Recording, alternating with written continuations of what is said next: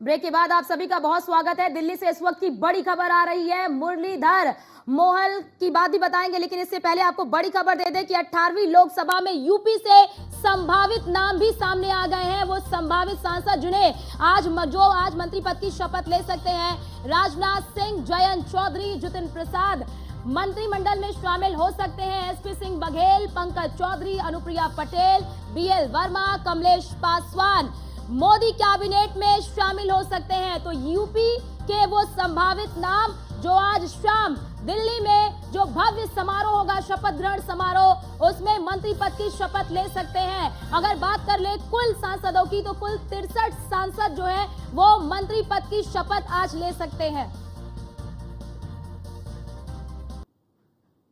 और ये आपको ग्राफिक्स दिखा रहे हैं कि टीम मोदी में यूपी के कौन कौन से जो सांसद हैं वो मंत्री बन सकते हैं। राजनाथ सिंह लखनऊ से जीत कर आए हैं, अवध क्षेत्र पड़ता है। और बात कर ले अगर वर्ग की, तो राजपूत वर्ग में इनकी अच्छी पकड़ मानी जाती है। एसपी सिंह बघेल आगरा से जीत कर आए हैं, ब्रिज क्षेत्र पड़ता है, ओबीसी वर्ग में अच्छी पकड़ मानी जाती है।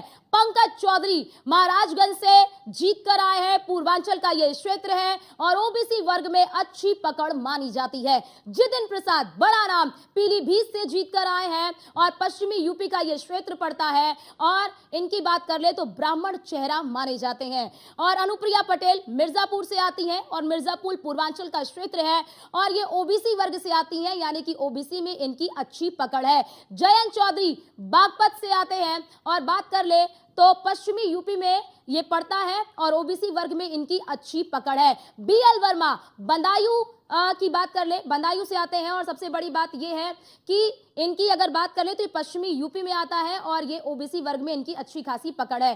कमलेश पासवान बांसगांव से आते हैं और उसके बाद ही साथ अगर बात कर ले तो ये जो बांसगांव का एरिया है वो पूर्वांचल में आता है और एससी में इनकी अच्छी पकड़ मानी जाती है।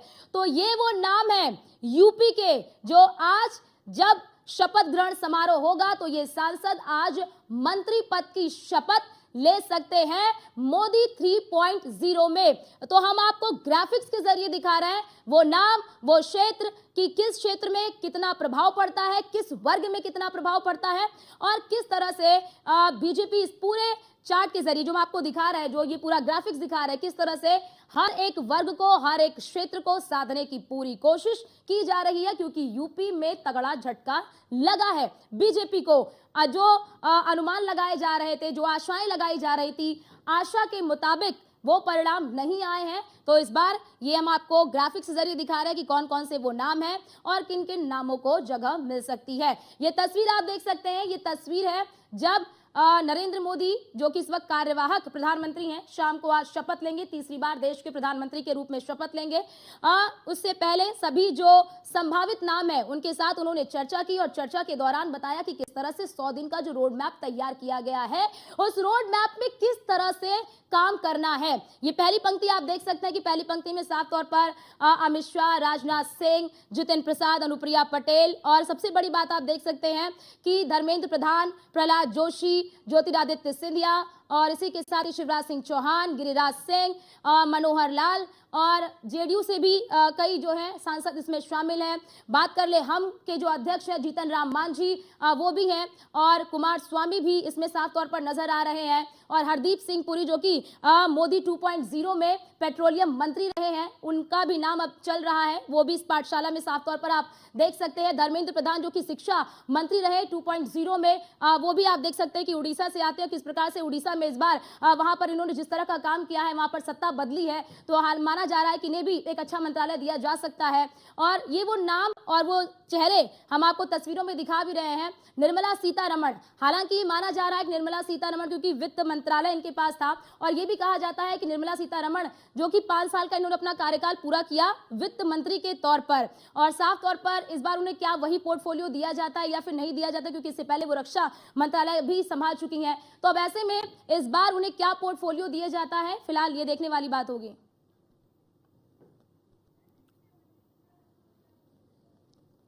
तो लखनऊ से हमारे संवाददाता मनीष मिश्रा हमारे साथ लाइव जुड़ रहे हैं। मनीष, 8 चेहरे तय हो चुके हैं उत्तर प्रदेश से, अब लगभग तस्वीर साफ हो गई है। अगर हम जातीय समीकरणों की बात करें तो जातीय समीकरणों को भी मैनेज करने की कोशिश की गई है। राजनीति में एक नारा कहते हैं, जिसकी जितनी साझेदारी उसकी उतनी भागीदारी। तो उत्तर प्रदेश की इस बार साझेदारी कम है, इसीलिए मंत्रिमंडल में भागीदारी भी कम हो रही है क्या?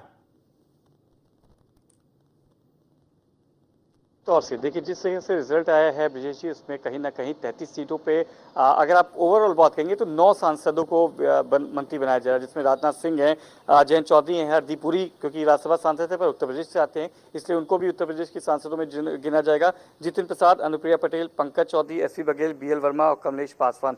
इनमें अगर देखेंगे तो क्षेत्रीय समीकरण तो है, साथ ही साथ आपने जो धर्म पालन करना है आपको, क्योंकि अब NDA की सरकार है, प्रधानमंत्री मोदी उसको गवर्न करेंगे, उसको आगे बढ़ाएंगे। NDA की सरकार तो 2 आपके जयंत चौधरी, अनुप्रिया आपके सहयोगी दल के रूप में उन्होंने अपनी सीटें जीते हैं, उनको आप कवायद करेंगे।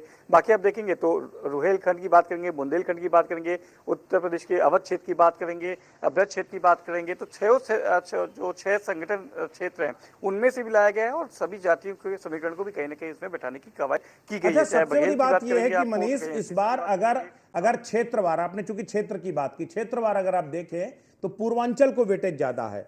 हमारे पास जो लिस्ट है, अब देखिए, आप अनुप्रिया पटेल पूर्वांचल से आ रही हैं, पंकज चौधरी पूर्वांचल से आ रहे हैं, कमलेश पासवान पूर्वांचल से आ रहे हैं, खुद प्रधानमंत्री पूर्वांचल से आ रहे हैं। ओवरऑल ये नाम, जितिन प्रसाद, आप उनको मध्य यानी ब्रज क्षेत्र से आप गिन सकते हो। पश्चिम से केवल आपके पास जयंत चौधरी हैं, जो पश्चिम से एक नाम जो सामने है वो जयंत चौधरी हैं। BL वर्मा भी बदायूं से चूंकि उस क्षेत्र से आते हैं, उसको भी आप मतलब मध्य पश्चिम क्षेत्र मान सकते हैं। तो पूर्वांचल, और दूसरा अगर जातिगत समीकरणों को मैं थोड़ा सा कोड करूं, 1 ब्राह्मण, 4 OBC, 2 दलित और 1 राजपूत, इस तरीके से सामाजिक समीकरणों को साधने की, जाति समीकरणों को साधने की कोशिश की गई है। पर्याप्त है? मुझे लगता है कि पूर्वांचल पे जिस तरह से जोर दिया गया, अगर इसको पहले कहीं पूर्वांचल पे इतना ध्यान देते तो शायद 2022 में भी हमने ये चर्चा की थी, जी आपके साथ ये चर्चा पहले भी की थी। 2022 में भी पूर्वांचल में बहुत बड़ा डेंट था। आजमगढ़ की 10 सीटें हारे थे, गाजीपुर की आप 7 सीटें हारे थे, मऊ आप हारे थे, घोसी आप हारे थे, तो कहीं ना कहीं वो डेंट था, उसको लेकर कहीं ना कहीं सबक शायद नहीं सीख पाए थे आप। उसको 2024 में भी आप देखेंगे तो पूर्वांचल में अच्छा खासा डेंट मिला है भारतीय जनता पार्टी को, तो उसकी कहीं ना कहीं खाना पूर्ति करने के लिए, यहाँ के नुमाइंदों को ज्यादा आगे लाने के लिए आपने जरूर पूर्वांचल पे ज्यादा फोकस करते हुए नजर आ रहे होंगे। पर जिस तरीके से आप तमाम, जिस तरीके से आपने बताया कि 1 ब्राह्मण है, 1 क्षत्रिय है, 4 OBC हैं, OBC की राजनीति बहुत ज्यादा है। 2014 के बाद से देखेंगे तो OBC वर्ग, क्योंकि सबसे बड़ा तमगा आता है, सबसे बड़ा वर्ग आता है जिसमें आप वोट बैंक शेयरिंग होते हैं, तो उसको कहीं ना कहीं साथ लेके चलते थे। और शायद 2014 से लेकर 2022 तक का जो चुनाव था, जो जीत का कारण था, वो OBC वर्ग था जो भारतीय जनता पार्टी के साथ था। बेसिकली अगर आप बात करें तो कुर्मी वोट अगर आप बात करेंगे तो वो भी इस बार आप कहीं ना कहीं भेज देंगे, झटका हुआ है उत्तर प्रदेश में। जो BJP थी उससे कहीं ना कहीं छिटक के कांग्रेस से समाजवादी पार्टी के साथ जाता हुआ दिखा था। तो कहीं ना कहीं OBC वोट बैंक में आपकी जो सेंधमारी की गई है उसको भी बचाने के लिए आप OBC वर्ग के ज्यादा से ज्यादा लोग को लेके आते हैं। तो ये चीजें, क्योंकि भारतीय जनता पार्टी जानती है उत्तर प्रदेश में जितने भी समीकरण होते हैं उन सब के विकास के मुद्दे कर लीजिए, चाहे आप जिसकी बात कर लीजिए, तो उसमें कहीं ना कहीं क्षेत्रीय समीकरण और जातीय समीकरण बहुत ज्यादा आता है। जैसे आपने जिक्र किया था, जिसकी इस बार दोनों स्टेट, गुजरात से भी रिप्रेजेंटेशन कम है, उत्तर प्रदेश से भी रिप्रेजेंटेशन कम है, महाराष्ट्र है, आपका जो है हरियाणा है, इन राज्यों से जो चूंकि चुनावी स्टेट हैं, जाहिर सी बात है इनको आपको देना होगा। लेकिन उत्तर प्रदेश में जिस तरीके से अखिलेश यादव और कांग्रेस को एक बड़ी कामयाबी हासिल हुई है, जिसे विपक्ष PDA की जीत बता रहा है, PDA एक बहुत अहम फैक्टर है। और यहां पर भी जिस तरीके से जो प्रतिनिधित्व दिया गया है मंत्रिमंडल में, उसमें भी जातीय समीकरणों को साधने की कोशिश की गई है। BSP का वोट बैंक बेहद अहम है, इस पूरे रोल में BSP का वोट बैंक बेहद अहम है। अचानक जो आपका कमलेश पासवान को जिस तरह से आप लेकर के आए, चर्चा हो रही है मंत्रिमंडल को लेकर के, मंत्रिमंडल को किस तरीके से सजाया गया है। मनीष, सबसे बड़ी बात यह है कि 11 पुराने ऐसे मंत्री हैं जिनको वापस किया जा रहा है। CCS के लगभग जो सारे महत्वपूर्ण विभाग है बीजेपी अपने पास रखेगी, लेकिन इसके साथ ही उन मंत्रियों की भी वापसी हो रही है। क्या 19 और 24 में कोई बहुत परिवर्तन देख रहे हैं क्या? वही मोदी सरकार के पुराने मंत्री फिर वापस लौट रहे हैं, वही CCS वापस लौट रही है, तो ओवरऑल क्या मतलब उस मिशन को जो शुरू किया था 14 से 19 में रफ्तार दी, उसे 24 में, उसी को आगे बढ़ाएंगे क्या?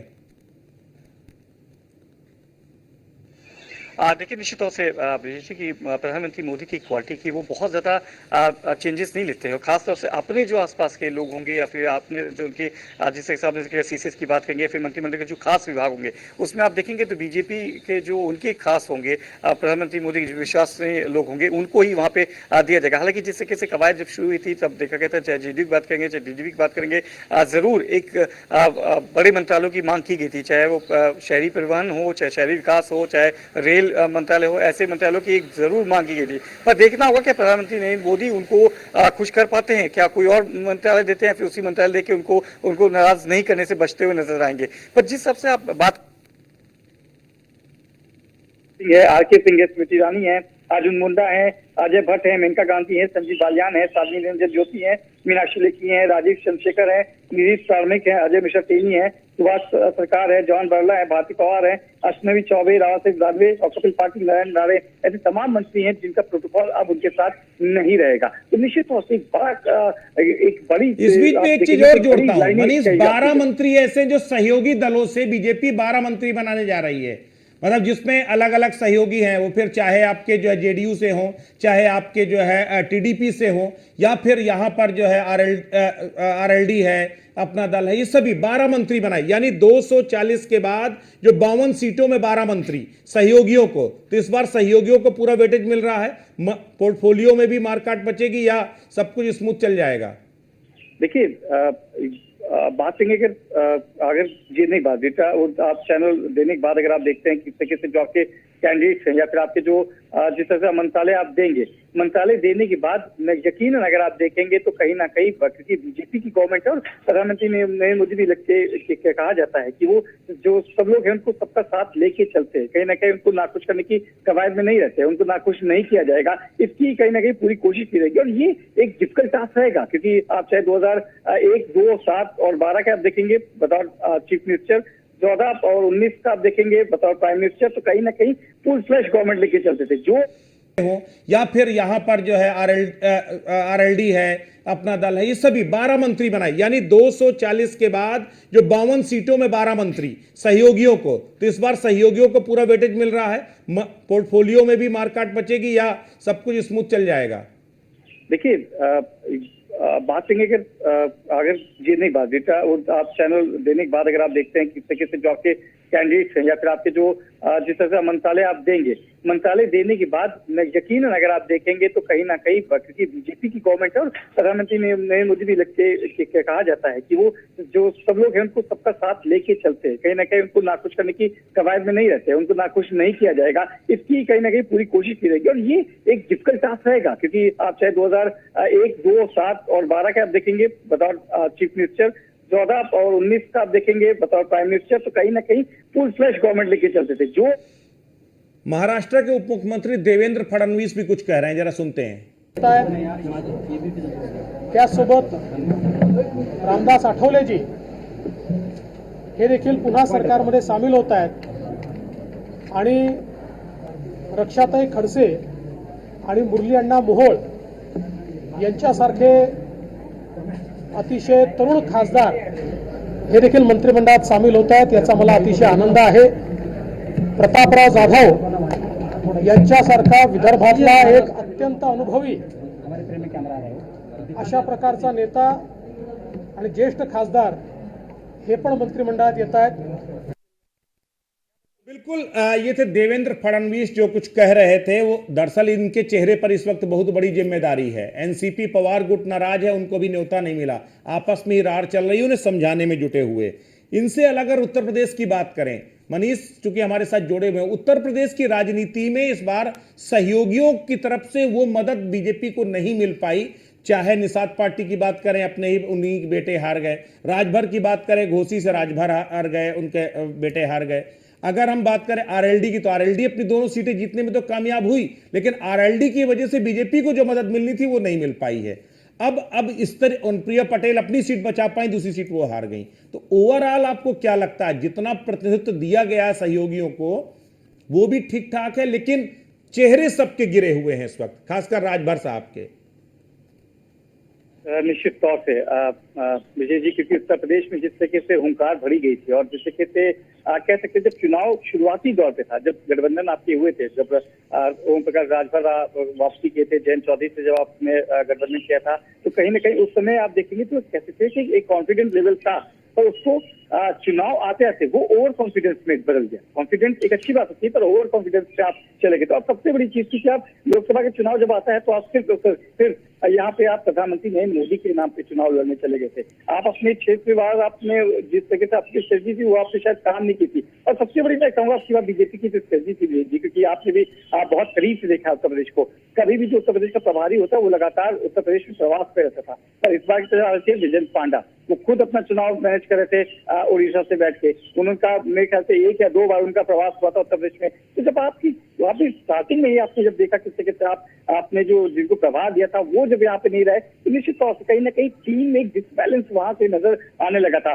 जो बातें होती थी, जो कम्युनिकेशन होता था, क्योंकि जो प्रभारी होता था वो कम्युनिकेट करता था, आपको सेंट्रल और स्टेट की जो संगठन होता था उसके बीच में कम्युनिकेट करता था, वो कम्युनिकेशन भी शायद कमजोर था। जिस तरीके से आपके जो फीडबैक किए थे, मुझे याद है जब टिकट बंटवारे की बात हुई थी तो जिन उम्मीदवारों की लिस्ट जा रही थी यहाँ से, तो जिन लिस्ट पे नाम जा रहे थे, जिनके फीडबैक आए थे, उनमें हम और आपने ही चर्चा की थी कि इनमें से 40 से 45 सिटिंग मनीष, आपको रोकना चाहूंगा।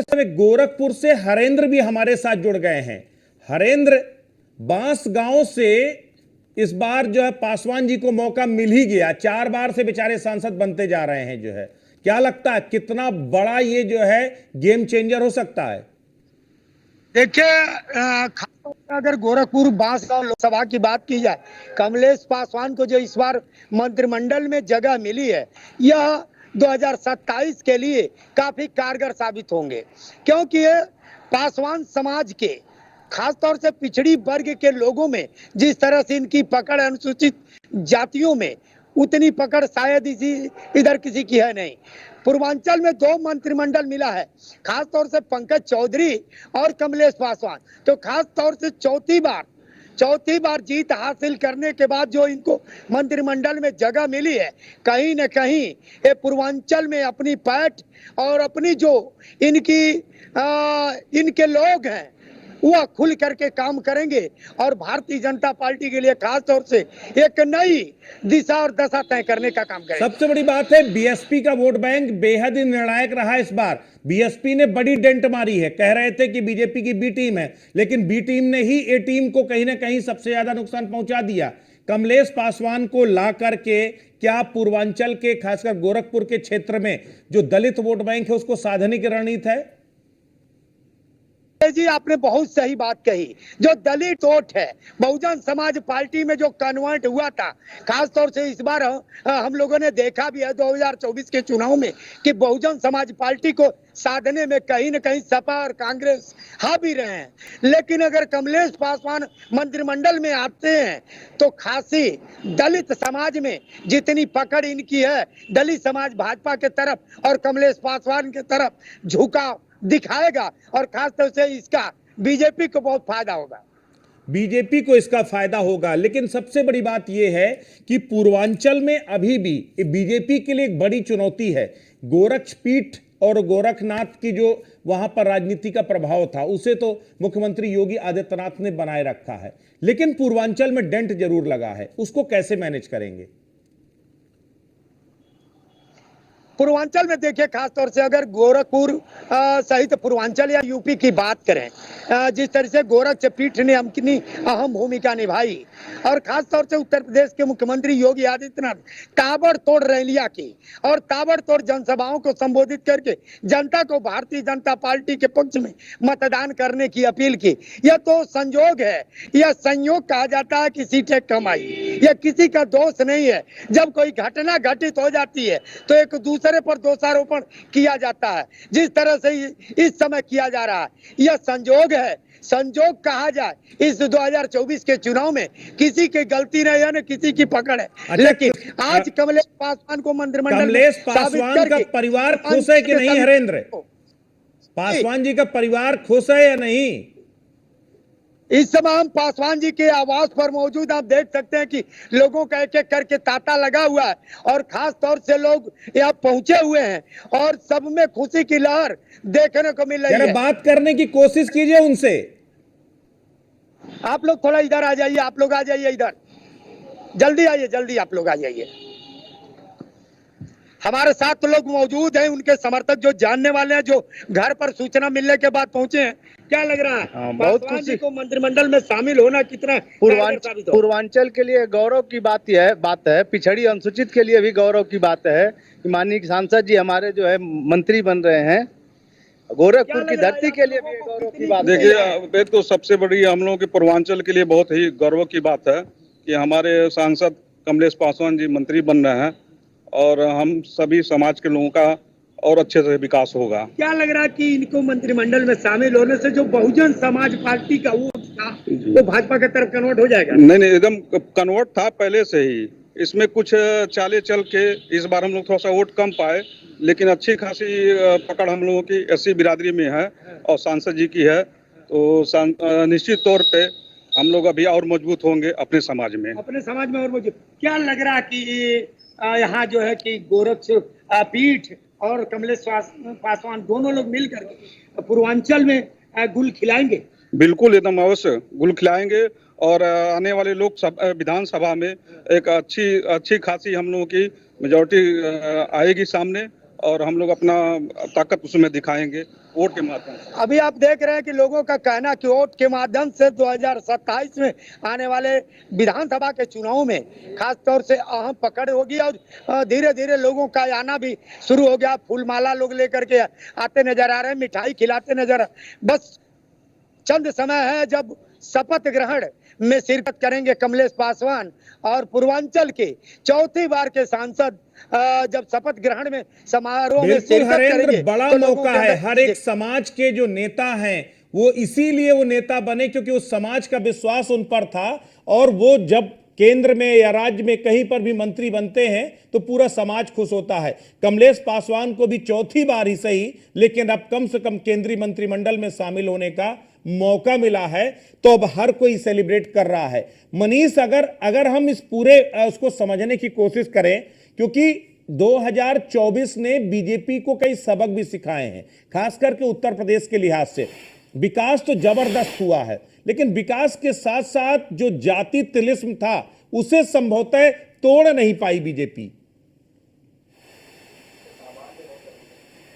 विजय जी, दुर्भाग्य है, ये दुर्भाग्य है उत्तर प्रदेश का और उत्तर प्रदेश की जनता का और उत्तर प्रदेश के खासतौर से पूर्वांचल की जनता का कि आप विकास के मुद्दे कहीं पीछे रहते हैं। जब आप चुनाव में आते हैं तो आप कहीं पीछे उन मुद्दों को छोड़ देते हैं कि आपने विकास किया है। रोड हो, चाहे रोग मुक्ति हो, चाहे सड़क हो, चाहे पानी हो, चाहे बिजली हो, इन सब के परे निकल जाता है जब आप जाति समीकरण पे आते हो। शायद इसकी चर्चा बार बार हुई है, इसकी चर्चा एक बार विस्तृत होनी भी चाहिए कि किस तरीके से जाति समीकरण या फिर कि जो कास्टिज्म है वो क्यों हावी रहता है, क्यों आपका विकास का मुद्दा हमेशा से पीछे रहता है। आपने देखा होगा किस तरीके से अगर आप पूर्वांचल की बात करें, खासतौर से हम पूर्वांचल की बात करें, खासतौर से दलित वोट बैंक की बात करेंगे, उनमें कहीं ना कहीं सेंधमारी की बात होती थी। बहुजन समाज पार्टी जब से कमजोर पड़ने लगी है 2016-17 के बाद से जब से कमजोर होने लगी है, क्योंकि एकला चलो के नारे पे चलती थी, अकेले लीड करती थी, उनके कोई कोऑर्डिनेट्स कहीं उनसे मिल नहीं पाते थे, कोई कोऑर्डिनेशन नहीं रहता था। उसके बाद कहीं ना कहीं इसमें सेंधमारी की थी भारतीय जनता पार्टी ने। पर जब जाति समीकरण की बात आती है, जब आपके उनके जो आपके दलित समाज के जो नेता आते हैं उनकी जब आप पास की बात करते हैं, उनके चलिए मनीष, इस चर्चा को आगे बढ़ाते रहेंगे क्योंकि अब वो मौका है सेलिब्रेशन का तो कुछ देर में शुरू होगा, लेकिन फिलहाल अब हमारे पास मौका है एक छोटे से ब्रेक का और ब्रेक के बाद चर्चा लगातार जारी रहेगी।